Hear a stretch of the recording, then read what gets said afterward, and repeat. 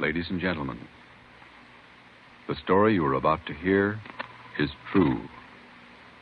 Only the names have been changed to protect the innocent.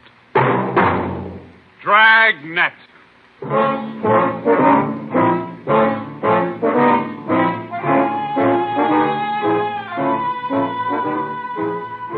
Dragnet, the documented drama of an actual crime, investigated and solved by the men who unrelentingly stand watch on the security of your home, your family, and your life. For the next 30 minutes, in cooperation with the Los Angeles Police Department, you will travel step by step on the side of the law through an actual case from official police files. From beginning to end, from crime to punishment. This is the story of your police force in action. Dragnet.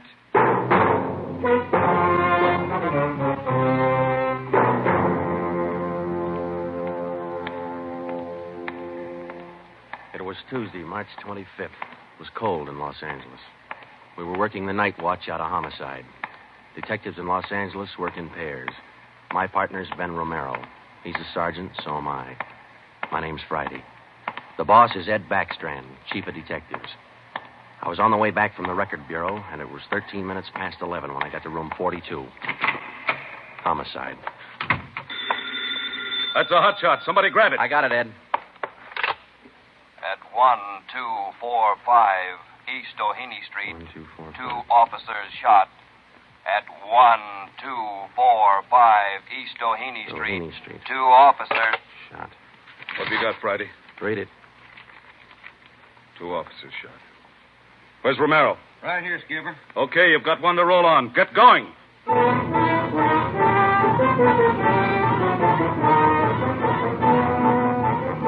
Both Ben and I knew where we were heading. We'd recognized the address. It was the Trapdoor Cafe, a joint in the south end of town that did business with a pretty rough crowd. 13 minutes later, we pulled up in front. 2 patrolmen had the crowd pretty well pushed back. There was a cruiser car in front of the cafe. The car door was open, and an officer was sprawled across the seat. He was conscious but weak, and one of his pant legs was pretty red. Hello, Sarge. Hi, how you doing? I've done better. Yeah, well, what happened? Williams and I were cruising. We've been keeping an eye on this cafe lately. Tonight we decided to take a look. And just as we went in, 2 guys left in a hurry, the back door. We followed them out into the alley. It was dark out there, and I called to them. I said, "Hey, fellas, just a minute, I want to talk to you." They stopped?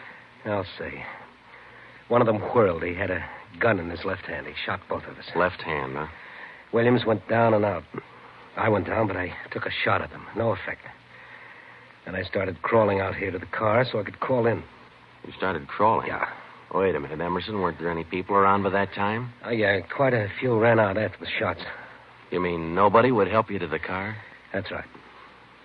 Did you get a good look at either of the gunmen? Well, one of them was tall. I think he was a redhead. There was something funny about his nose. That's all I saw. It's too dark out there. Williams was closer. I think he got a good look. Joe, the other officer, Williams. He's in pretty bad shape. Is he breathing? He's still alive, Emerson. I don't know how much time he's got. Ambulance? On the way. Okay, let's round up all the men who are in the cafe. We're taking them in.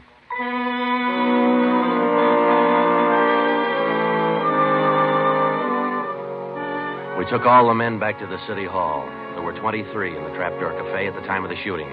We questioned all of them. One of them said there had been a redhead in the place, but he couldn't describe him.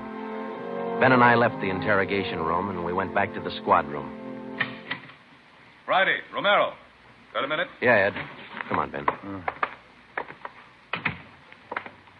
Sit down. Okay. Did you get anything from those people you questioned? Nothing we could use. Oh. How's Williams? It's pretty bad. When do they operate? As soon as he comes out of shock. Probably in the morning. You boys will be there. Yeah, we will. When the surgeon digs that slug out, get it and mark it for evidence. Yeah. Skipper, them 2 men shot without asking any questions. They must be hot. Yeah. Same thing occurred to me. When we get that slug, the ballistics can tell us whether that gun's been used on other jobs. We got enough of their modus operandi to have the statistician give us a run-through on the IBM now. One of them is left-handed, and he shoots quick. Okay, be in surgery tomorrow morning at 9.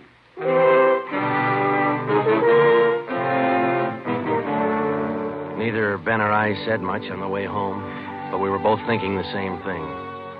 I knew the chief was thinking it, too. Here were two men who'd shot a couple of police officers without asking any questions. Now, I suppose you've heard a lot of stories about what the force thinks of cop killers. Sure, we don't like to lose our friends and partners any better than anybody else would. Why not figure it this way? If these two guys would gun a couple of armed police officers, do you think they'd hesitate to shoot you, the unarmed citizen?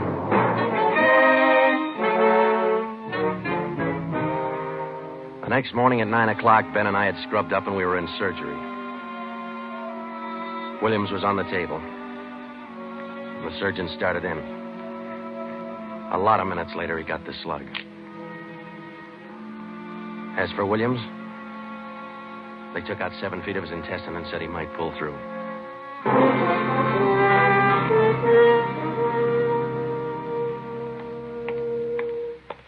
Joe, here's the report from ballistics. The slug they took out of Williams come from a .44 Smith & Wesson. The same gun was used in a liquor store killing about a month ago. You call the statistician? Yeah, She's running all the cards on previous shooting through the IBM machine. She ought to be through about now. Let's take a look. Okay, come on. Hi, Helen. Just a second. Okay.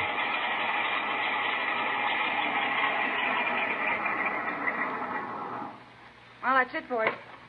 These cards will give you all the shootings pulled by 2 men on foot who shot quick, one of them left-handed. Right.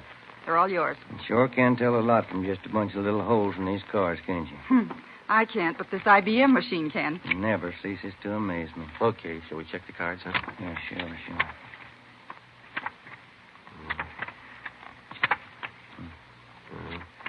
Wait a minute, Ben. Here we are. Huh? Yeah. Here's that liquor store killing ballistics tied the Smith & Wesson in on. Same gun that Emerson Williams was shot with? Well, it checks out. The liquor store was in the same neighborhood as the Trapdoor Cafe. Same gun, huh? Got to be. How long ago? A month ago, yeah. Ben, take the DR number off this card and let's pull the crime report on that job.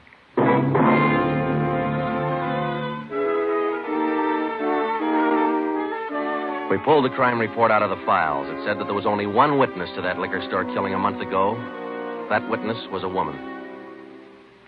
Miss Forbes, I'm sorry to disturb you like this, but we'd like to ask some questions about that liquor store killing you witnessed a little over a month ago. Well, I told the police everything I knew about it then. Yeah, we know, but maybe you wouldn't mind telling us again, huh? Oh. No, I guess not. I've been trying to forget it, to tell the truth. It was pretty terrible, and I really didn't see so very much because I was awful scared. I understand. But try to describe again just what happened, will you? Well, it was about 10 o'clock at night. I was walking down the street toward home when I realized I was all out of cigarettes. Well, I was right in front of the liquor store then, so I went in. The clerk was behind the counter, and there were 2 men standing there arguing. What's the idea of changing your mind? I thought we was going to get bourbon. No, let's get the wine. I want bourbon. Costs too much. Wine's good enough. The rest of them want bourbon, too. We better talk to them. Well, okay. We'll be back when we make up our mind, mister. 2 men walked out of the store, and the clerk smiled at me and shrugged his shoulders. I bought a pack of cigarettes and turned to leave. But just then the 2 men came back in again, and each of them had a gun in his hand. There's a stick up, mister. The clerk just sort of crumpled to the floor. I couldn't believe my eyes, but that's just how it happened. The men said this is a stick-up, and then they shot him right away. Get over against the wall, lady, or you'll get the same. One of them punched the no sale on the cash register. I was shaking so I almost caved in. He scooped the money out of the drawer and stuffed it into his pocket. And then the other one went over to where the liquor clerk was lying face down. He knelt down beside the clerk, and he put his gun against the clerk's spine. Then they both ran out of the store.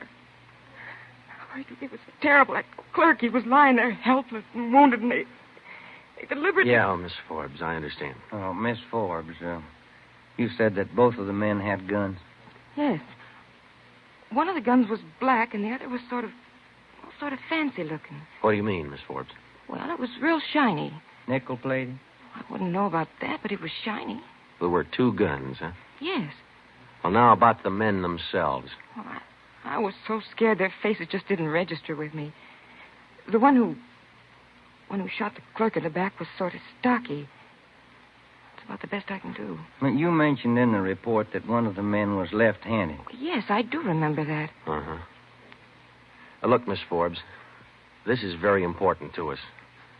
One of the men was a redhead? Redhead? Why, no, I didn't see any redhead.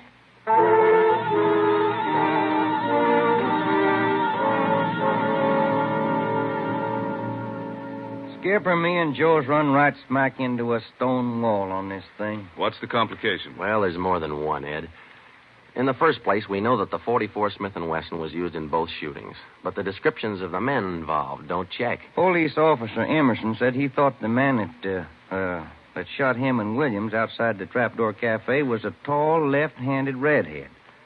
Said there's something funny about his nose. You think Williams got a better look at him? Well, probably did, but Williams isn't strong enough to talk yet. And a girl that witnessed the liquor store killing a month ago said that one of those men was left-handed. But she said neither of them was a redhead. And on top of all that, now we've got 2 guns to worry about. The girl mentioned 2 guns, so we checked the autopsy report on that liquor clerk. And, Ed, the bullet that actually killed him came from a .32-20, not a .44 Smith & Wesson. That fact didn't get any publicity at the time, did it? No, it didn't. Okay. We won't give it any publicity now either. With a lowdown, it's just the .44 Smith & Wesson we're after. Because if whoever owns the .32-20 finds out it's hot, we'll never get it. Anything else? Well, we sent teletypes to all outlying stations in neighboring cities. Told them that if they get any red-headed suspects, no matter what charge they got them on, to hold them for questioning. Yeah. Now, how about this .32-20, the actual murder weapon? Any leads on it? We've got one, Ed. We've been checking the records, and we discovered that 4 hours after the liquor store killing, a taxi driver in the neighborhood was shot and robbed. Slug was pretty well matched, but there was enough to tell it was from a .32-20. So we're going over to question the taxi driver now. Good. Well, I think you boys are on the right trail. So far, what we've got is mostly unrelated facts, but sooner or later, those facts have all got to tie in at some point along the line. Find that point.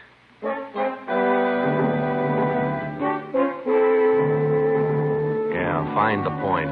Find the tie-in.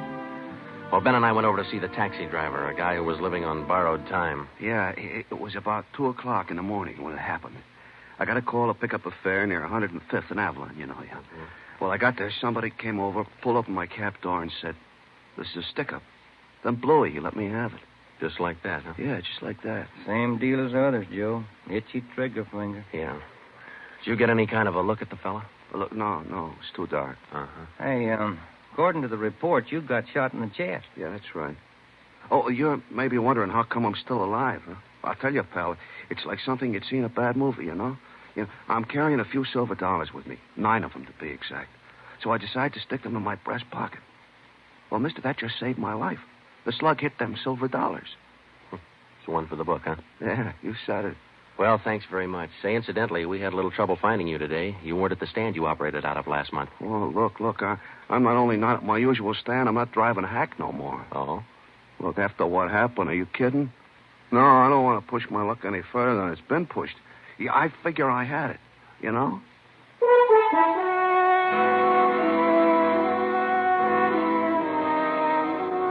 And about that time, Ben and I were beginning to figure we'd had it. We were getting nowhere fast. We had a few informants nosing around, but so far they hadn't come up with any leads. Well, Ben and I followed up all the teletypes that poured in. We just got back from Santa Ana, where we'd been questioning a red-headed suspect, and we'd flopped in the squad room when Chief Backstrand's door opened. Friday. Romero. Got a minute? Yeah, Skipper. Any luck with the Santa Ana redheads? No, none at all. I guess you haven't heard the latest. We just now got back in town, Skipper. Early this morning, another cab driver got shot. What? Yeah. Man came up to his taxi, opened the door, said, "This is a stick-up," and shot him. Bullet went through one leg and into the other, but the driver managed to start his cab and drove over to a cafe. He called in from there. Boys recovered the slug? Yeah.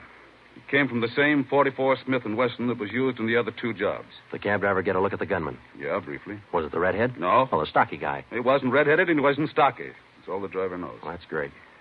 Skipper, this is beginning to sound like a gun of the month club.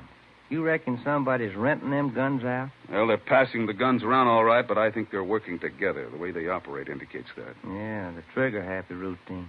Killing is apparently more than a business to them. It's pleasure, too. That's why we've got to get to them fast.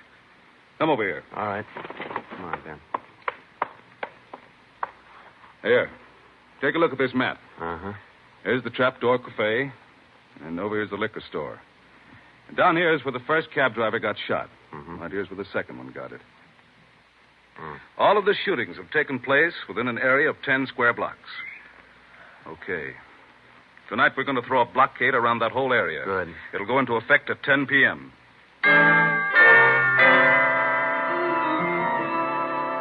At 9:45 p.m., cars and officers started drifting into the area by twos and threes. And at 10, when Backstrand, Ben, and I arrived, the whole area was sewed up tighter than a tick. Is now code 3. Pacific Ambulance Davis? 1. Gotcha. Call to All set? All set. We got a primary line and a secondary line. If anyone tries to make a break, we'll pick them up in the secondary. Okay. Friday and Romero here will cruise around the area with me. Go to work, men. Every car in the area was shaken down. The same process was also followed on all persons on foot. The blockade went on all night. By the end of that time, we'd brought in 217 suspects. 26 of them were redheads. What's your name? Henry Wagner. Where do you work? Lumberyard. Which one? First star. What time did you get through work last night? About 6, I guess. What'd you do then? Had some dinner. Where? Harry's grill. And what? Shot a little pool. Look, I tell you, I ain't done nothing. Now, let's go back to the day before yesterday. Did you work at... And that's the way it went all day long. We shot question after question at them, working them gradually back to the days on which the shootings had taken place. When it was all over, we got 6 men wanted in other cities on various charges. We got quite an assortment of guns and knives. But as far as the shootings were concerned, we got nothing. Well, I guess that's the last of them. Oh, I was running out of questions there at the end. You two boys better go on home and get some sleep. Well, I was kind of figuring on checking back over the reports to see if we might have overlooked something. I said go on home. You two boys have been at it for 32 hours straight. Look at you. You're both so groggy you can hardly stand up. You need sleep. It's 4 p.m. now. Don't come back until 10 p.m.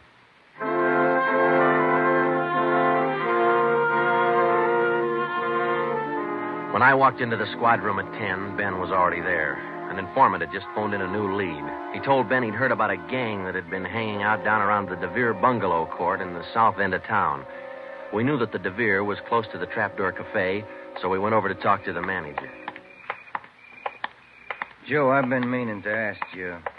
You checked on how Williams is getting along? Yeah, I did. I called the hospital this afternoon. It's going to be all right. Oh, that's fine. Well, here we are. Yeah, manager's office. Still got a light on.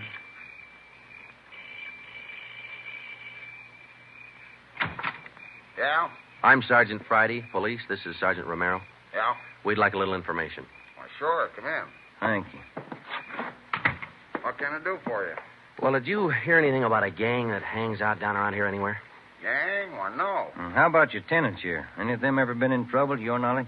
No. This ain't exactly the best neighborhood in town, but we try to keep things under control. Once in a while, one of them will get out of line, but when that happens, we heave them out of here. You heaved anybody out lately? Yeah, I did. A fellow and his wife a few weeks ago. They had a fight in one of the bungalows. She took a shot at him, but she missed. Party by the name of Stuba, Carl Stuba. What did this Stuba look like? Oh, sort of tall, skinny. Was he a redhead? No. Now, we'd like to take a look at that bungalow that he lived in. Sure. Help yourselves. Down the end there, number 5. Still vacant.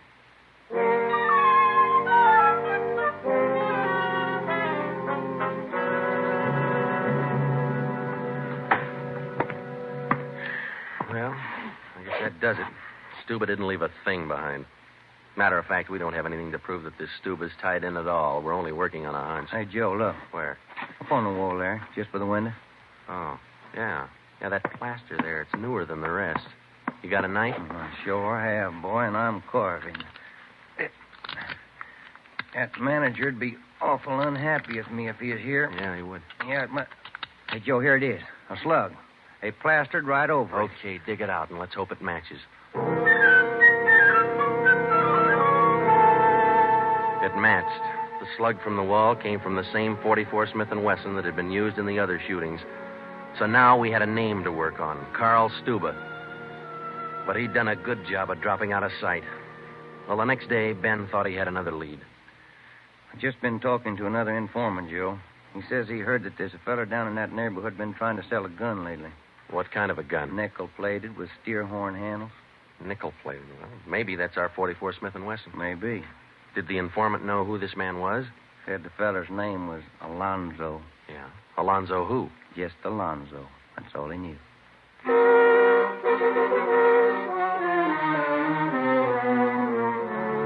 So now we had two names, Stuba and Alonzo, but no men to go with them. So we went back to making the rounds of the substations, interviewing red-headed suspects. We took a few of them to Williams, who was home from the hospital by now, but he couldn't identify any of them as the man who shot him. Still, we kept checking. Finally, we got around to the 77th Street station. We questioned the suspects they were holding there, and we just started to leave when one of the officers called us. Hey, Sarge, we're holding somebody else you might want to look at. Redhead? No. What's the charge? Suspicion of burglary. Small job. Oh, I don't know. What do you think, Ben? What's special about him? He lives in the same neighborhood where those shootings took place. All right. Where you got him? Down here. He admit anything? Nope. He's pretty surly. Here we are. Thanks. Hi. What do you want? I'm Sergeant Friday. This is Sergeant Romero. We'd like to ask you a few questions. Look, I already told the other cops all I know. I didn't steal no radio from that jerk. What's your name? We've been through all that once. Come on, what's your name? Jackson. Alonzo Jackson. Alonzo. I looked at Ben, and Ben looked at me. This could be the Alonzo who'd been trying to peddle that Smith & Wesson. Ben and I both knew here was one suspect we'd have to be real careful with. Alonzo, according to the records, this burglary you're suspected of took place on the night of the 27th. Look, how many times do I have to tell you guys it didn't have anything to do with it? You got an alibi for that night? Sure, I got an alibi. I was out with a couple of friends, I can tell you. What's your friends' names, Alonzo? One of them's Crandall, the other Stuba. Stuba, the guy who used to live in the bungalow court. Well, we told Alonzo he'd have to produce his two friends to give him an alibi for the burglary charge, and he bit. He went with us, and he pointed out where Stuba was living now. No wonder we hadn't been able to find him. It was a little shack at the back of a lot behind two houses. We thought it was a chicken coop at first. We took Alonzo back to the station, then we picked up Stuba. He was surprised to see us and not very happy. We took him in. Next, Alonzo gave us Crandall's address.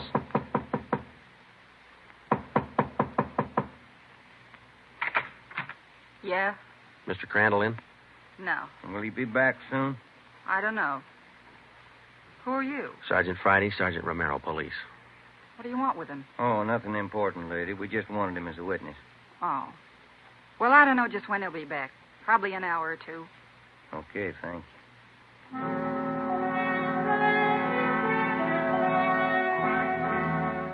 We went down the street away, and we staked out in the car. We sat there for about 5 hours, and then Ben nudged me in the ribs. Hey, Joe. Huh? Joe, take a look. Coming along the sidewalk. Yeah. And he's got red hair. Come on. Crandall. Huh? Your name Crandall? Who are you? Friday Romero, police. Police. What do you want with me? I haven't done nothing. Well, then you got nothing in the world to worry about. Come on.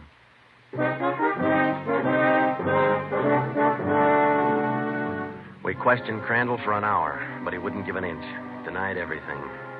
Then we put him in a car, and we drove over to Officer Williams' house. I left Ben in the living room with Crandall while I went in Williams' bedroom.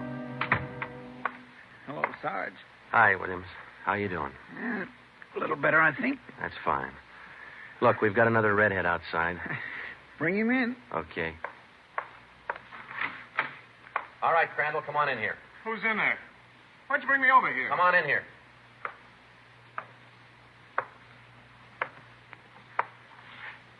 How about it, Williams? That's the guy. No, I'm That's not. the guy that shot me. Well, Crandall? No. Yeah. It was an accident. I didn't mean to shoot him. It was an accident. Once Crandall got started, he talked his head off.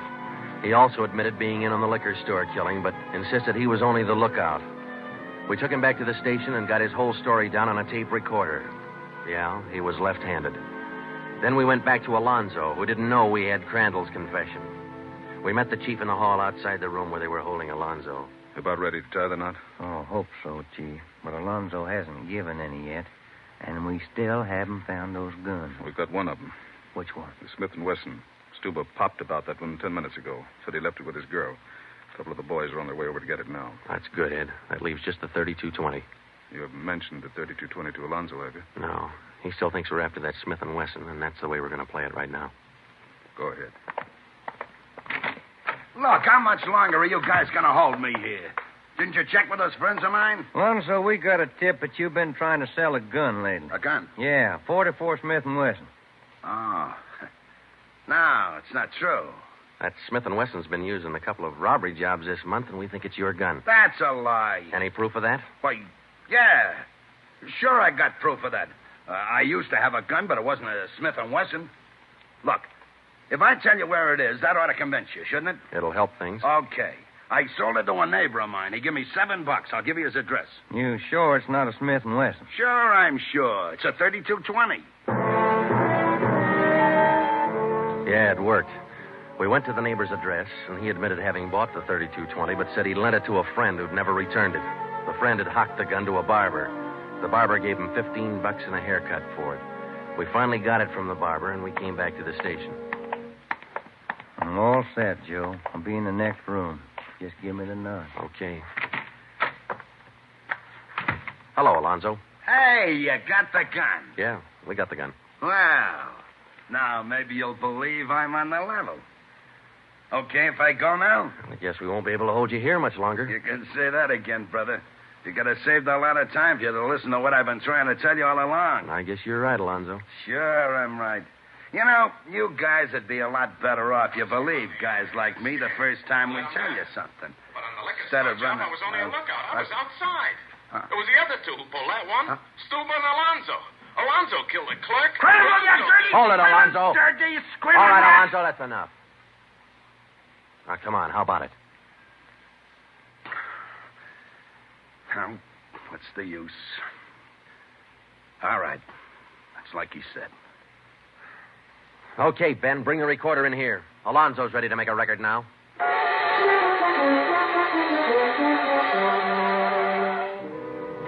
By playing back Crandall's statement that we'd recorded earlier, we got a full confession from Alonzo. We took the three of them out and had them reenact the 4 shootings, and we photographed it on sound film.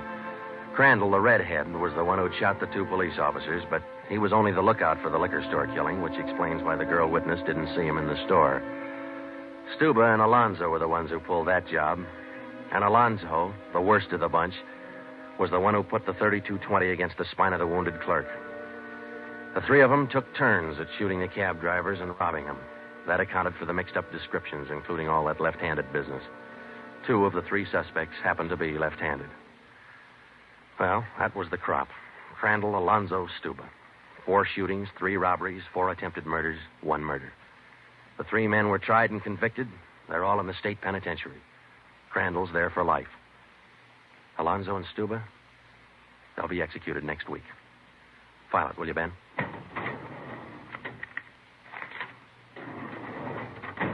Case closed. Dragnet.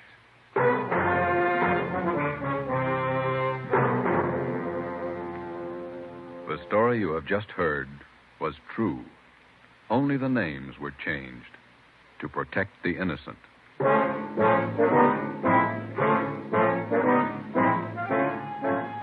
You have just heard the second in a new series of authentic cases from official files. Technical advice for Dragnet comes from the office of C.B. Horrell, Chief of Police, Los Angeles Police Department. Tonight's program is dedicated to Radio Officer Delmer E. Cook of the Los Angeles Police Department, who, on the afternoon of December 6, 1948, gave his life so that yours might be more secure. Dragnet came to you from Los Angeles. This is NBC, the national broadcasting company.